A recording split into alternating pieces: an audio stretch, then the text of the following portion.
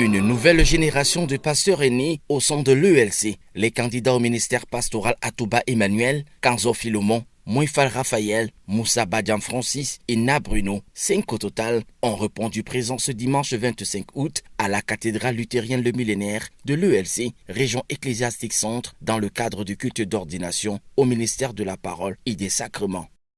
Dans une cérémonie empreinte de solennité, ils ont reçu la mission de porter la bonne nouvelle et de guider leur communauté. En présence de personnalités de divers rangs, le culte a pris place dans une ambiance particulière au rythme des louanges.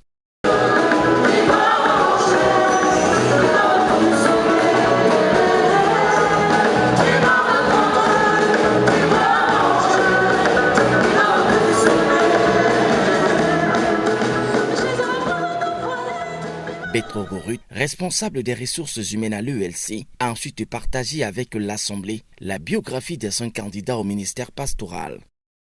C'est pour nous un insigne honneur de prendre la parole en ce jour de fête.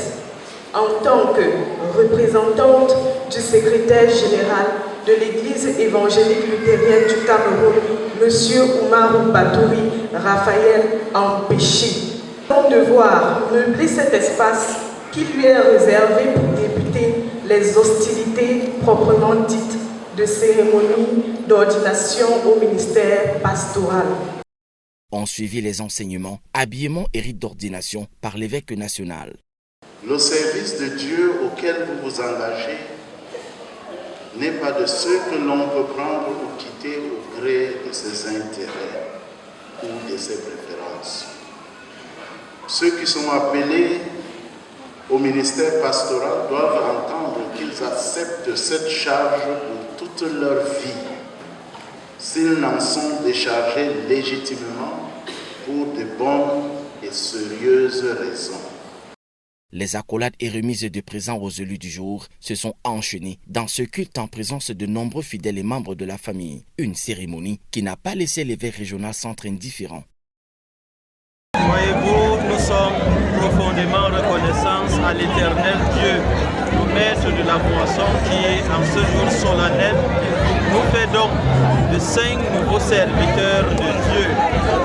Et si quelque part les Saintes Écritures ont affirmé que la moisson est grande mais qu'il y a peu d'ouvriers, reconnaissons que d'énormes efforts sont en train d'être accomplis afin que non seulement le nombre mais aussi la qualité des ouvriers connaissent une croissance réelle avec pour incidence là directe l'accroissement du nombre de fidèles dans l'extension du royaume de Dieu.